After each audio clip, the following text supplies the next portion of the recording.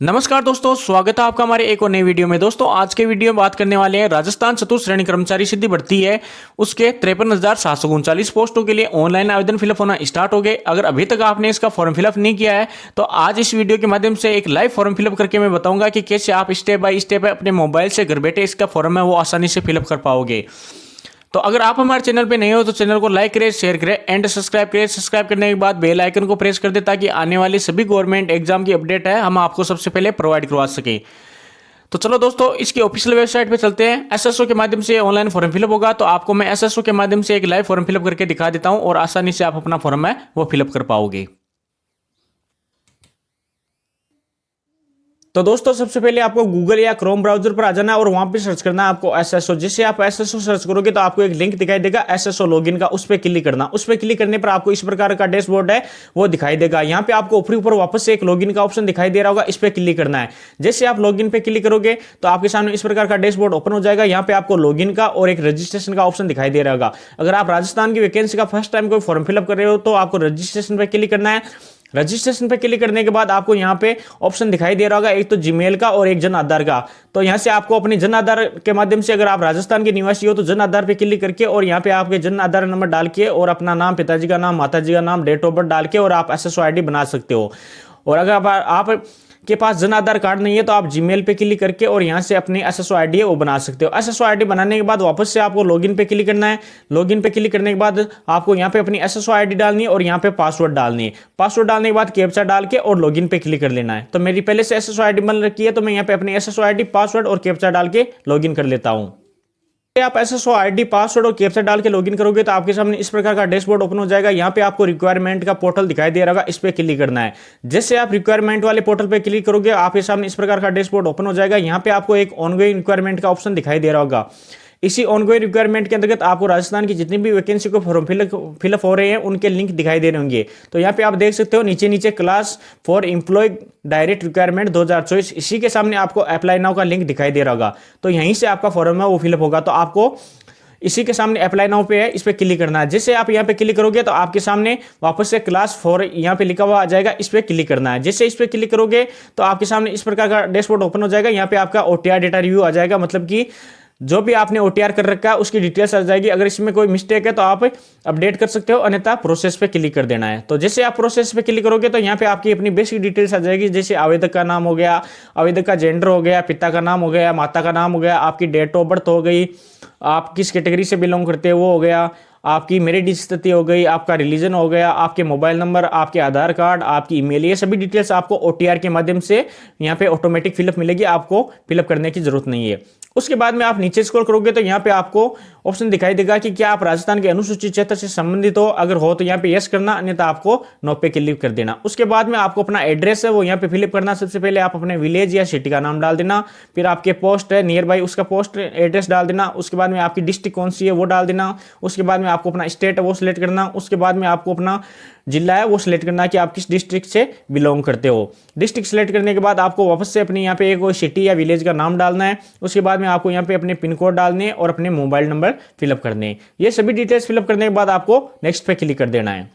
जैसे नेक्स्ट पे क्लिक करोगे तो आपके सामने इस प्रकार का डैशबोर्ड आ जाएगा। यहाँ पे आपको कुछ पर्सनल डिटेल्स देनी है, जैसे आपकी नेशनलिटी कौन सी है, आपका होम स्टेट कौन सा, आपकी होम डिस्ट्रिक्ट कौन सी है। तो ये आपको यहाँ पे ऑटोमेटिक फिलअप मिलेंगे और अगर इसमें कोई प्रॉब्लम हो तो यहाँ पे आप अपडेट भी कर सकते हो। उसके बाद में आपको नीचे स्क्रॉल करना और यहाँ पे दिखाई देगा कि क्या आप किसी पूर्व देश या कंट्री से पूर्व स्थापित हो। अगर हो तो यहाँ पे यस, अन्यथा आपको नो पे क्लिक कर देना। तो यहाँ पे नो ही होने वाला है। उसके बाद में कुछ स्पेशल कैटेगरी आ जाएगी। तो यहाँ पे सबसे पहले आपको देखने को मिलेगा कि आप भूतपूर्व सैनिक हो। अगर हो तो यहाँ पे यस करना, अन्यथा आपको नो पे क्लिक कर देना। उसके बाद में आ जाएगा कि क्या आप उत्कृष्ट खिलाड़ी हो। अगर हो तो यहाँ पे यस करना, अन्यथा आपको नो पे क्लिक कर देना है। उसके बाद में आ जाएगा कि क्या आप कोई सरकारी विभाग में अभी कर्मचारी हो। अगर हो तो यहाँ पे यस करना, अन्यथा आपको नो पे क्लिक कर देना है। उसके बाद में यहाँ पे कुछ एडिशनल एज रिलैक्सेशन का ऑप्शन आ जाएगा। तो अगर इसमें से कोई कैटेगरी आप पे लागू होती है और आप एज रिलैक्सेशन चाहते हो तो इनमें से क्लिक कर सकते हो, अन्यथा आपको नीचे नीचे नॉट एप्लीकेबल पे क्लिक कर देना है। तो इसमें एज का इश्यू रहने वाला नहीं है, तो आप नॉट एप्लीकेबल पे क्लिक कर देना, क्योंकि 18 से 40 ईयर की एज रहने वाली है तो एज का कोई इश्यू रहने वाला नहीं है। तो आप नॉट एप्लीकेबल पे नीचे नीचे उस पर क्लिक कर देना। उसके बाद में आपको वापस से नेक्स्ट पे क्लिक करना है। जैसे नेक्स्ट तो आप जैसे नेक्स्ट पे क्लिक करोगे तो यहाँ पे आपको एजुकेशन क्वालिफिकेशन वाला ऑप्शन दिखाई देगा। यहाँ पे आपको अपनी एजुकेशन क्वालिफिकेशन है वो अपलोड करनी है। तो नीचे स्क्रॉल करने पर सबसे पहले आपको अपनी 10th की मार्कशीट है उसकी डिटेल्स यहाँ पे सबमिट करनी है। तो सबसे पहले आपको अपने सब्जेक्ट है वो सिलेक्ट कर लेना है।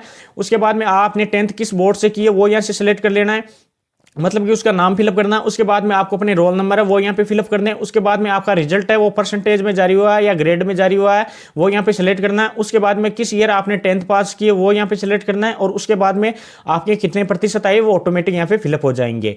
तो इस प्रकार आप 10th की और 12th की यहाँ पे डिटेल्स सबमिट कर सकते हो। अगर आपने 12th नहीं कर रखी है तो आप 10th की है मार्कशीट की डिटेल्स यहाँ पे सबमिट कर सकते हो। उसके बाद में आपको ऊपर स्क्रॉल करना है और यहाँ पे आपको चेकबॉक्स पे क्लिक कर देना है। चेकबॉक्स पे क्लिक करने के बाद आपको वापस से नीचे स्क्रॉल करना है और नीचे स्क्रॉल करने पर आपको नेक्स्ट का ऑप्शन दिखाई दे रहा होगा, इस पे क्लिक करना है। जैसे नेक्स्ट पे क्लिक करोगे तो यहाँ पे आपको अपनी आइडेंटिटी है वो अपलोड करने का ऑप्शन दिखाई देगा। सबसे पहले आपको अपनी फोटो है वो यहाँ पे अपलोड करनी है। फोटो की साइज है वो 50 KB से लेके और 100 KB के बीच में होनी चाहिए और JPG फॉर्मेट में होनी चाहिए। उसी प्रकार आपके सिग्नेचर की साइज है वो 20 KB से लेके और 50 KB के बीच में होनी चाहिए और JPG फॉर्मेट में होनी चाहिए। तो यहाँ पे आपको अपनी फोटो अपलोड कर देनी है। उसके बाद में आपको यहाँ पे अपने सिग्नेचर अपलोड कर देने और उसके बाद में आपको नीचे दिखाई देगा विजिबल बॉडी मार्क। तो यहाँ पे आपके शरीर पे कोई भी निशान है वो यहाँ पे फिलअप करना, जैसे कोई तिल का निशान हो या कोई कट्टे का या कोई जले का, जो भी आपके शरीर पे कोई निशान हो वो यहाँ पे फिलअप कर देना है। ये फिलअप करने के बाद आपको अपनी फोटो और सिग्नेचर अपलोड करने के बाद आपको नेक्स्ट पे क्लिक कर देना है। फोटो और सिग्नेचर अपलोड करने के बाद जैसे नेक्स्ट पे क्लिक करोगे तो यहाँ पे आपके सामने इस प्रकार का डैशबोर्ड ओपन हो जाएगा। यहाँ पे आपको पोस्टों की परफॉर्मेंस देनी है, मतलब कि कौन सा विभाग है आपको सेलेक्ट करना है। तो यहाँ पे आपको 3 प्रकार की परफॉर्मेंस देनी है। तो यहाँ पे सबसे पहले ऊपर सेलेक्ट का ऑप्शन दिखाई दे रहा होगा, यहाँ पे सेलेक्ट करना है। तो अब यहाँ पे ध्यान रखना कि आपको सबसे पहले कौन से डिपार्टमेंट है वो सिलेक्ट करना, ये सबसे जरूरी चीज है, क्योंकि यहाँ से जो भी आप सिलेक्ट करोगे वो डिपार्टमेंट आपको मिलेगा। तो सबसे पहले आपको दिखाई देगा गवर्नमेंट सेक्रेटरीट, उसके बाद में दिखाई देगा राजस्थान पब्लिक सर्विस कमीशन, उसके बाद में सब ऑर्डिनेट डिपार्टमेंट ऑफ राजस्थान। तो यहां से आपको सबसे पहले इन्हीं 3 डिपार्टमेंट में से जो आपको अच्छा लगे वो सिलेक्ट करना है।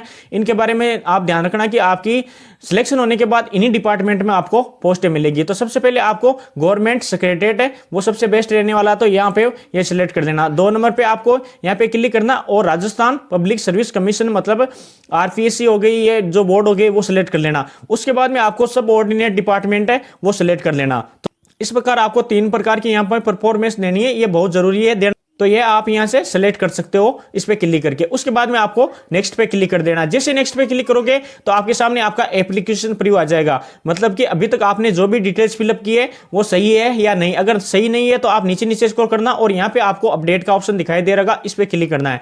जैसे अपडेट पे क्लिक करोगे तो जो भी मिस्टेक आपको दिखाई दे रहेगी उससे आप अपडेट कर सकते हो, अन्यथा आपका अगर फॉर्म पूरा सही है तो आपको यहाँ पे इस चेकबॉक्स पे क्लिक कर देना। इस चेकबॉक्स पे क्लिक करने के बाद फाइनल सबमिट पे क्लिक कर देना। जिससे फाइनल सबमिट पे क्लिक करोगे तो आपका फॉर्म है वो फाइनली सबमिट हो जाएगा और आप इसका एप्लीकेशन प्रीव्यू है या मतलब कि प्रिंट आउट है वो डाउनलोड कर सकते हो।